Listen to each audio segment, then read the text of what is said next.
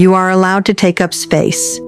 You are allowed to say no. You are allowed to protect your energy without guilt, without shame, and without explanation.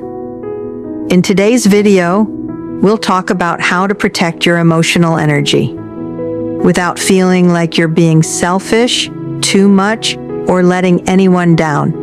Whether you're tired from always showing up for others, or you're just learning what your limits feel like, this one's for you. First, your energy deserves respect, just like anyone else's. You don't need to be on the verge of burnout to make space for yourself. Your energy is valid, your limits are real, and choosing rest isn't a sign of weakness. It's an act of wisdom. Protecting your energy isn't about avoiding life. It's about living it with intention. You are allowed to choose what honors your peace, even if others don't understand it. Second, you're not responsible for managing other people's feelings. This is where guilt often sneaks in. When we start to think that by saying no, we're hurting someone. But here's the truth. You can be kind and still be clear. You can care and still choose space. It's not your job to make sure everyone stays comfortable at the cost of your own peace. You don't have to abandon yourself to be considered good. Third, boundaries are not walls. They're pathways to respect. Setting boundaries doesn't mean you're cutting people off. It means you're building clarity. It's saying, this is where I end and where you begin.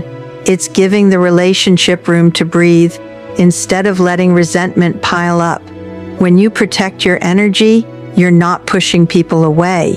You're protecting your ability to show up fully, honestly, and without regret. Fourth, rest is not laziness. It's how you rebuild. One reason people feel guilty for protecting their energy is because we've been conditioned to equate rest with weakness, but burnout isn't a badge of honor, and constantly pushing past your limits doesn't mean you're stronger. It just means you're not listening to yourself. You don't have to apologize for slowing down. In fact, slowing down might be the most responsible thing you do for yourself and the people you care about. Fifth, saying no to others is saying yes to your mental health. Every time you say no from a place of self-awareness, you're saying yes to your peace, your clarity, and your long-term well-being. That's not selfish. That's sustainable. It doesn't have to be harsh. You can say, I don't have the bandwidth right now. Or, I wish I could, but I need to rest. Or even, that doesn't feel right for me. The language doesn't have to be perfect. What matters is that it's true. Sixth, guilt is a habit, but so is peace. You might still feel guilt when you protect your space. That's okay.